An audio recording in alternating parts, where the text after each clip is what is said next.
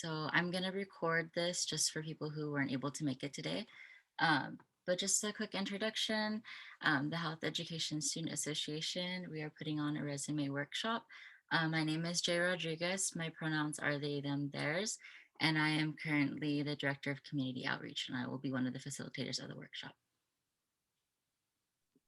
Great, thanks, Jay. And my name is Ruby Taralba. My pronouns are she, her, hers. And some of you may know me as one of the faculty in the public health department. I teach 400 GUAR, 455 community organizing, 520 structural oppression, and then every once in a while, one of the NPH classes. And I'm actually just here to support and help facilitate. Jay is really taking the lead on this. So thank you, Jay. Thank you, Ruby.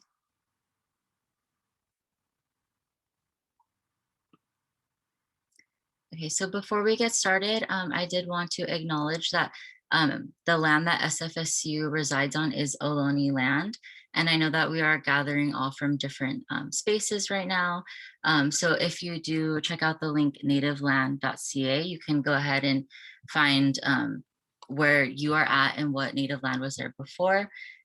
So I do want to acknowledge that San Francisco has first and foremost been Indigenous. I want to honor that Indigenous people and communities are not a thing of the past, but are still here. And also there are many organizations across the Bay that we can support. One is the Sogreyate Land Trust, and it's an urban Indigenous woman-led land trust that works to return land to Indigenous people. So non-native people who benefit from the occupation of this land can pay a voluntary land tax to support the Ohlone community in restoring their land. There's a lot more that can be said and done to honor Native communities and land. And I hope that everyone takes this information as just one part of a lifelong process of solidarity and justice. Thank you. Okay, so the objectives of this workshop is to understand the different elements of a resume, foster confidence in participants' resume skills, and to do a peer review of your resume for constructive feedback. So the agenda for today is going to be a quick introduction, poll reflections, and then there's going to be a resume overview, and then a peer review, and finally a wrap up. So for introductions, if you could please type into the chat your name, your year of graduation, and what you're hoping to get out of this workshop.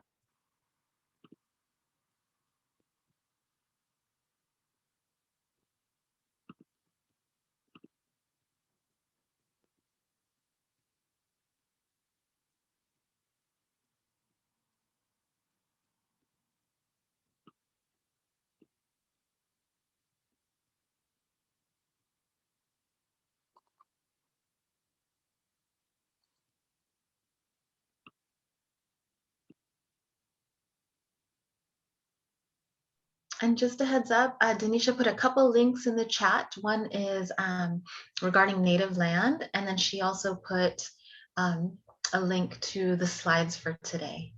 And thank you, Hibbo, for including your information.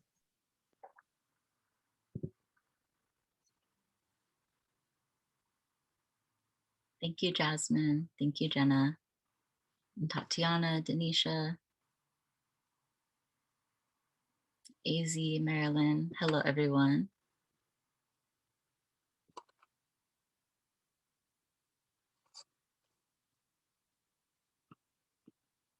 Okay, I think that might have been everyone. Oh, Isa, hello, thank you.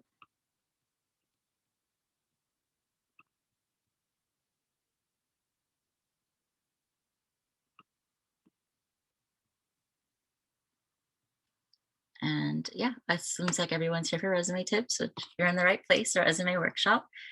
So now we're gonna go ahead and do a little poll, a couple of different polls. Okay. So the first one is, I have an updated resume, yes or no?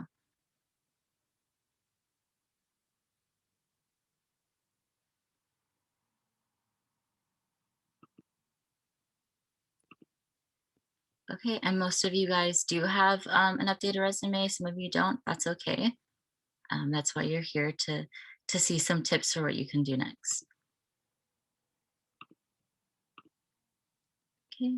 The second poll is a majority of your work experience in food, retail, or childcare?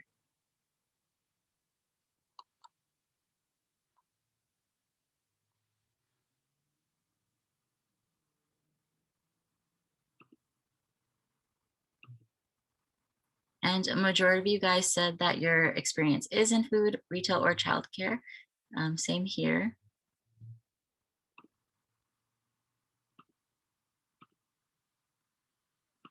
And then the final question is, have you or are you currently working in public health or social services?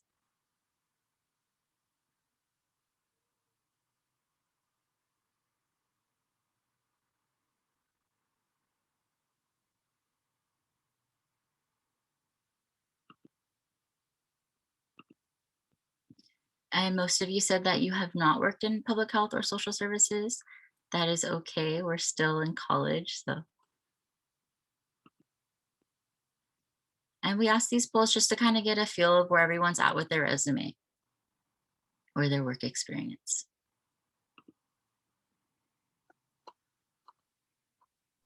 And I'll just jump in real quick, if that's okay, Jay. I appreciate how Jay mentioned that, we're in college, or you all are in college. Maybe some of you are in your earlier 20s or not. And so you're building that experience, right? And I just want to share that when I was in college, I was a nanny. I also worked as a cashier and in the food industry. And then I also I cleaned offices. So again, we work towards something, but having that experience and showing that you have been in a job for like 6 months or a year shows that you can be committed to a place. Okay, so this is me, and would like to ask you all to think about this for a second. This is a little reflection question, and the question is, how do you think building a strong resume can benefit you? So if you can take a moment to think about that, and we would love to hear a few reflections from y'all.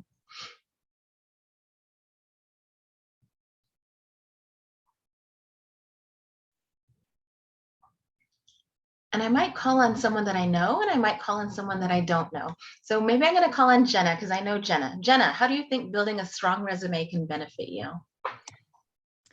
I think that you can stand out amongst a lot of other candidates. So if having a strong resume would make you differentiate you from other candidates for that same position.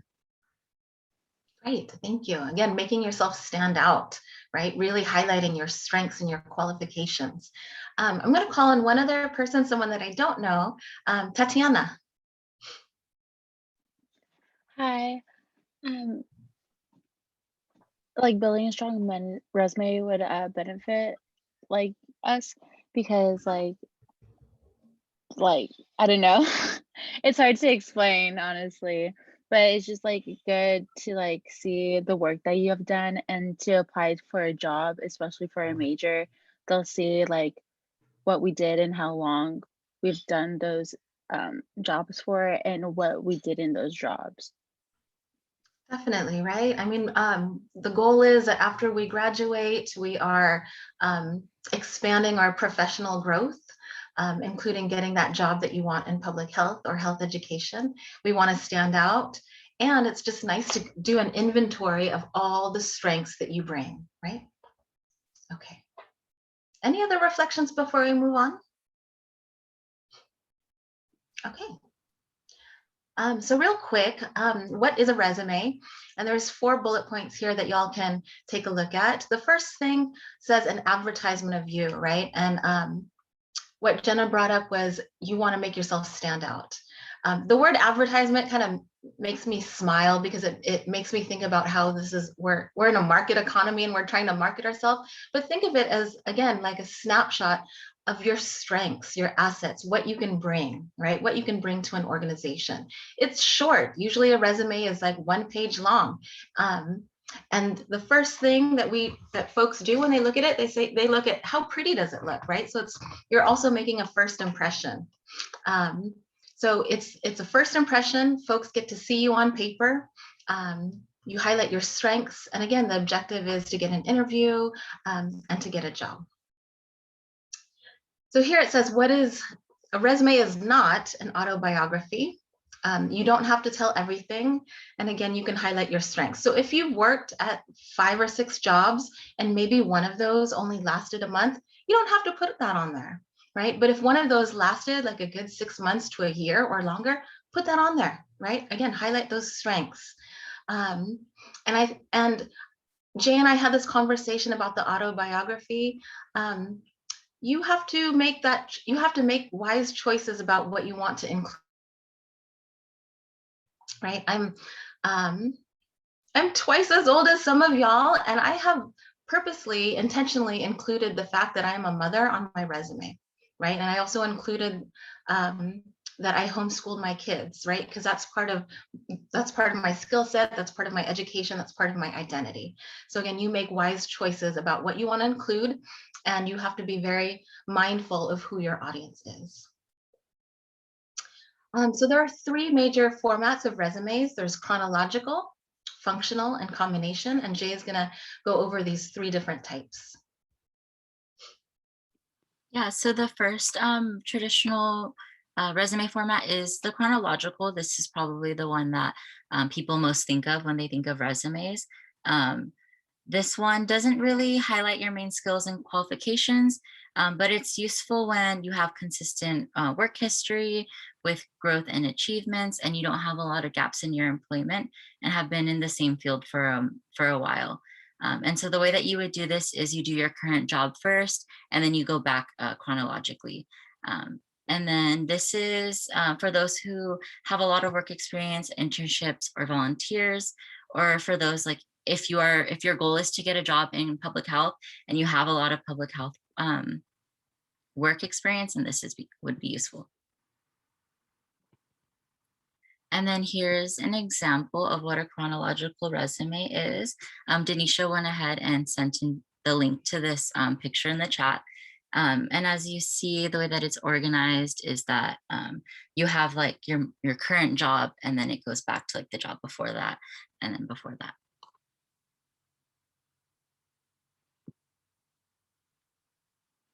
And the next resume format would be functional. So this concentrates on general and specialized skills. This is most useful when you're entering a new field and you don't have like a lot of work experience in it, or say if you have gaps in employment, like right now, like the pandemic hit a lot of us hard, like a lot of us have been out of work for a while. And when we go back to having a job, just because we didn't have one at one point doesn't mean that we aren't skilled. So this is when you would talk about like, this is what I learned from this job. Or if you have a variety of jobs, like a lot of people work in food or retail, you can use this because a lot of them have transferable skills. And then this is an example of a functional resume. And then as you can see, there's a focus on the different types of skills that it has, instead of just like listing from what point to what point you had a certain job.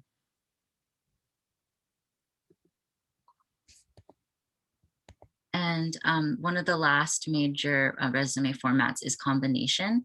So this is when you bring both resume styles together and you highlight the strengths from each kind of resume that you would have. So this emphasizes your goals and achievements instead of just job descriptions. You can put everything that you can on this resume, not just to send out, but just kind of for your own record keeping. So when you are looking at different job descriptions, you can kind of tailor it to that job. You can have like a living document that you can constantly be adding just to have like a checklist of what you've done. And then again, here's an example. And you can see different elements like your skills or your experience and the time frame with that.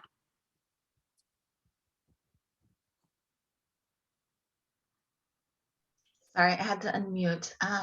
So thank you, Jay, for putting together these resources as well as putting together this workshop. So this slide talks about the 6 key components that you want on your resume, starting off with the heading, right? And that's usually the first thing that reviewers will take a look at, right? That's usually at the top, followed by the job objective, sometimes also followed by a summary of qualifications.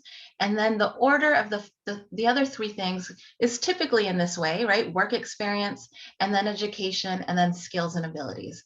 I would argue, well, it's not really an argue, but depending on how robust your work experience is, you may want to highlight your education first if you don't have that much work experience.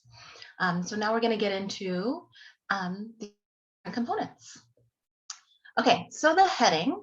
So this is the first part of your resume. Oftentimes it's at the top. You will include your name, and usually that's the biggest thing, the first thing that reviewers will see. You can include your contact info, such as phone numbers, and email. And Jay and I had this conversation about how it might even be relevant to include specific social media sites. LinkedIn, which is a professional social media platform. If you have a blog that you think is relevant, maybe you've written some compelling essays or commentaries, that could be something that you could put there too. Typically, a resume has an address, but I feel like for privacy reasons, you don't have to include that. They're not going to come to your house, right? But they will want to call you. They will want to email you. There's also the issue, aside from privacy, there's also the issue of folks experiencing housing insecurity. Okay. Did you want to add anything, Jay, before I keep going? I think everything sounds good. Yeah, just emphasizing that, really, like, if you have like a website or an online portfolio, this is also where you would include that information. Thank you. And you might have, what is it, the SFSU ePortfolio, for example. That would be a great place to put it in the heading. Okay. Moving on to job objectives. So this is a short statement. Again, it reflects the position that you're applying for. It's short and sweet, right? Concise and to the point.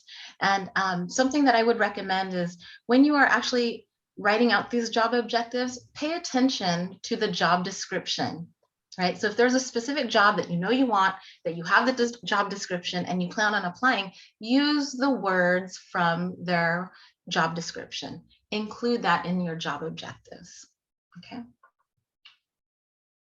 Let me move on to the next slide. So a summary of qualifications. It's kind of similar to job objectives, and sometimes some resumes will just include a job objective or leave it out. Some resumes will instead focus on a summary of qualifications. So again, a 1 paragraph or a few bullet statements, really highlighting your strengths. And here it says catches and keeps your attention. Let's see. Hold on, I'm looking at my notes. So again, you want to highlight what makes you the best candidate for this job. Again, you want it to reflect what folks are looking for in a candidate. So you really want to pay attention to the job description. Okay. And I'm going to pass it on to Jay. So another element of your resume would be your professional experience. This would be in reverse chronological order. What is required is the position that you held at the job, your title, your name of company, dates of employment, month and year. You don't have to put like the exact day. Also, when you do the position, like when you say your position title, like really sell it. Like right now, I'm currently working at the Safe Place as a student leader, but what I like to say is I'm a program planner because I do create programs, and that's like a little bit, I guess it can sound more mature than just like, oh yeah, I'm a student leader at this job. But what I really do is I create programs and community spaces for other people. Some other extra things that you can put is the city and state or specific responsibilities that this position held, and a description of it or your accomplishments. This is better than a list of job duties, and it shows your values and your successes that you had with the position. And you could also write your education. So what would be required is your degree, major, minor, the school, and your year of graduation. Something extra that you can add to your educational part of the resume is your GPA, but only if you had above a 3.0, and if you had like, if you were on the dean's list or if you had any honors, and also specific related courses that you would put there. And if you do write down your school, you would spell it out completely. So instead of saying SFSU, you would put San Francisco State University. And you could also add like certifications or test completions. I forgot what it's called, but it's the CHES, Community Health Education. I don't know. Specialist. Specialist. Yes. And then also, like if you're a grad student, you can put like your thesis if it's relevant to the position.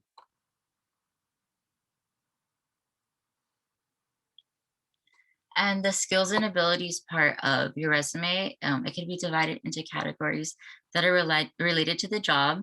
So an example would be like computer skills, manufacturing skills, leadership, customer service, patient care, also languages spoken, and this can be both on a functional or combinational resume. And also try to be very specific with your skills. So right there, it says computer skills, but you can list specific software programs, you know, so like Excel, like AutoCAD, if you use like um, anything like that, like Adobe. If it's relevant, you can do social media platforms that you've managed or are familiar with. And you could also personalize it with other hobbies or talents that you have.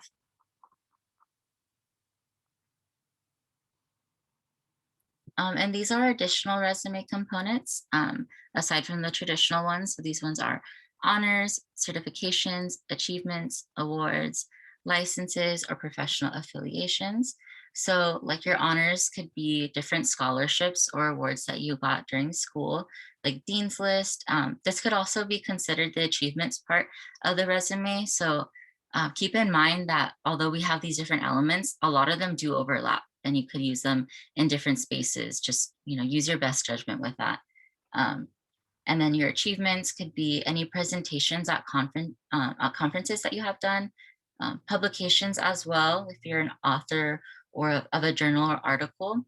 And for professional affiliations, like your student members of the American Public Health Association or the Community Health Education Specialist, you could also add that there. And also these different types of affiliations you could add to your signature on your email.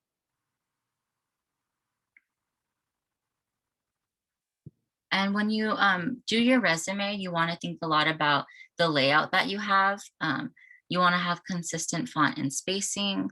You want to make it 1 to 2 pages, and you want to make sure that is aesthetically pleasing.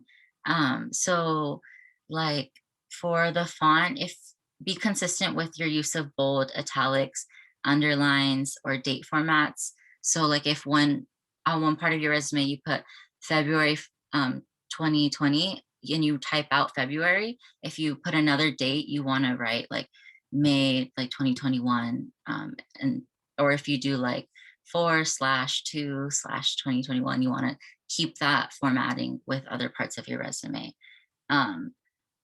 Also, keep in mind accessibility with your resume. So utilize your empty spaces. You know, if you're applying to a job, there's probably a lot of other people who are applying as well. So you don't want to overwhelm people with just words, but instead like use an empty space to highlight like a title or to redirect people and redirect their attention and their eyes for it. And keep simple fonts for accessibility. And if you do use color on your resume, make sure that you use it wisely and you use it just to highlight things. And you want to make sure that your font is also accessible so that it's there's a contrast with it.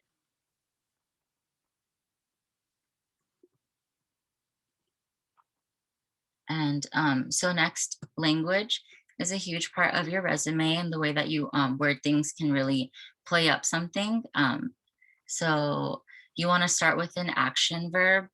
So examples of them is like transformed, monitored, advised.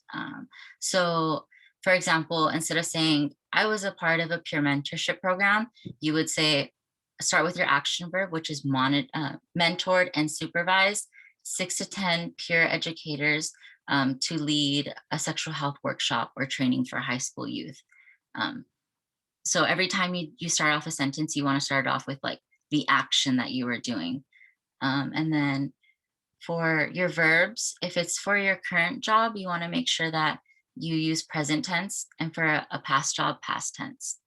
Um, and then also when you use language in your resume, you want to avoid common action verbs like assisted. So you wouldn't say like assisted a project. Instead, you can say managed this project.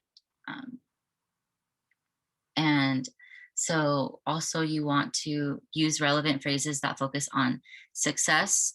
So again, research the company that you're applying to and read through like their statements, because if you read through it, you can probably find common themes, and you want to use language that reflects the themes or morals and values of the company.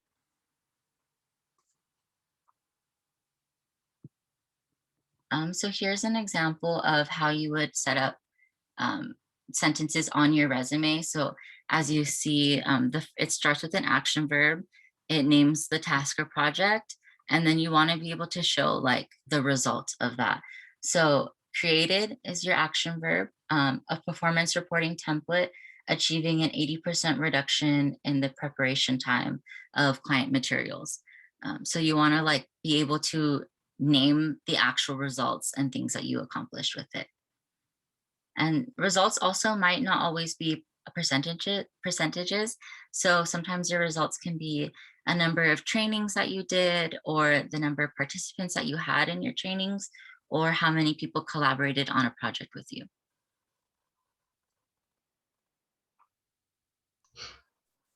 All right, so this next slide is kind of getting you to think about how to begin, and it's helpful to brainstorm, especially if you haven't developed a resume. So you might want to start off writing out an entire list of places where you've worked, for example, and think about the dates, think about the skills, think about the talents from those different work experiences.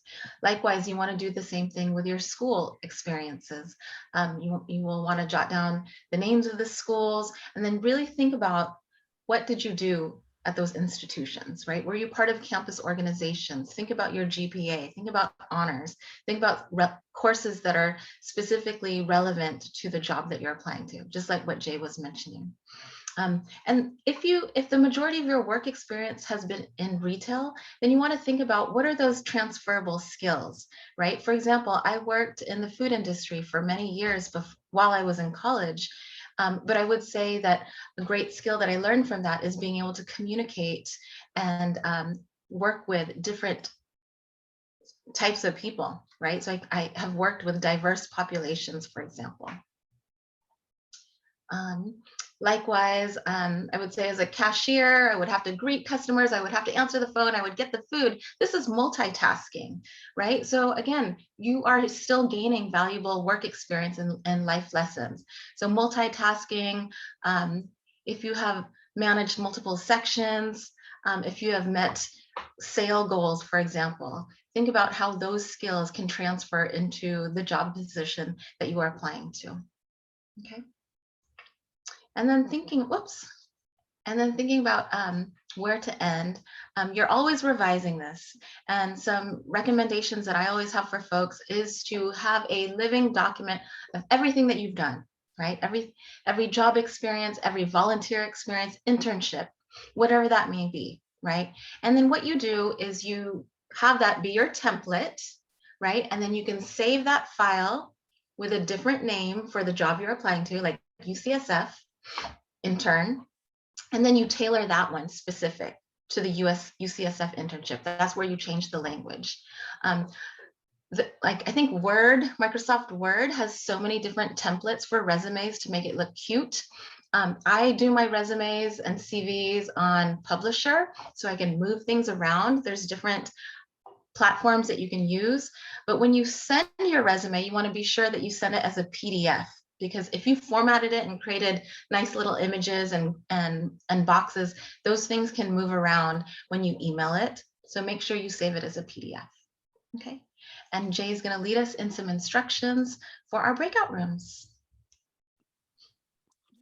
Before we do breakout rooms, does anyone have any questions on different elements of a resume? Other things that came up that we didn't touch on? You could speak out loud or you could type it into the chat. For the quantifying or like metric part of the resume, how would we get those numbers? So Let's say, for example, oh, go ahead, Jay. I don't want to speak up. okay, just kind of like thinking like your role in something, like how many of like if you're a student leader and you had to create workshops, like how many times did you have to create a workshop, or how many meetings did you run? And you can say that, or like if you didn't run a lot of meetings, like if you only ran 1 or 2, but you got like 50 people to come out each time, you want to kind of go for the like, I ran this, but 50 participants showed up. Yeah, so you can say something like developed and implemented a sexual health education workshop 3 times per semester and reached over 500 students, right? So again, if it depends on your role, and you would know, you would have an idea of the numbers and impact. Mhm. Also, a big part of like public health, is doing evaluations. So you can even take stuff from your evaluation and say like, with an 80% success rate, or like this many participants like ended up like, you know what I mean? Like just use those evaluations as well. Thank you. Are there any other questions about resumes and the nuts and bolts of resumes?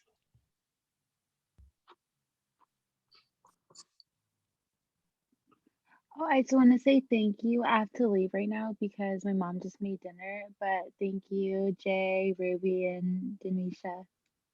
Thank you for coming. Thank you. Bye. Okay, so if there's no more questions, we're going to move into our next portion of the workshop. And so right now we're going to be doing breakout rooms, and you're going to first exchange your resumes via email, and then we have a checklist, an online checklist that you can go through and see if there's anything going on with that. Also make sure that you leave positive, constructive feedback, and to make sure to highlight strengths that people are have in their resume. And talk about like when you go through the checklist, like what you did or didn't check off, what was good, what can be improved. And we also asked if you could bring a job description. If you didn't, that's okay. I gathered a couple of them and you can choose one. And so look at the job description, look at the resume, and create 3 actionable items that someone can do to tailor their resume to a specific job. So if you see like, oh, maybe you can rewrite this sentence to have this word in it to match with your job listing. Does that make sense? So I have the breakout room set up. So there's 2 folks per breakout room. Are we ready for that? Yeah? Okay. And how much time do they have again, Jay? Just to be clear. Until 6:55. Okay. So that's a good like 15 minutes y'all have to read someone else's resume, go through the checklist, and provide some important feedback. Okay, here we go.